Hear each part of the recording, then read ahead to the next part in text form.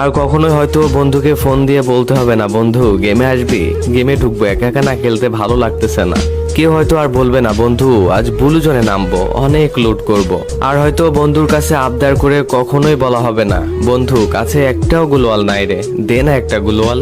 আর কখনো হয়তো বন্ধুর ফুল ড্যামেজ দেওয়া কিলটা চুরি করে হবে না সেই দুষ্টু মিষ্টি ঝগড়াটা। সারা ম্যাচে একটাও কিল না পেয়ে বন্ধুর কাছে আর আবদার করে বলতে হবে না, বন্ধু সামনের এনিমিটা কিন্তু আমার, তুই কিন্তু মারবি না, মারলে কিন্তু তোর খবর আছে।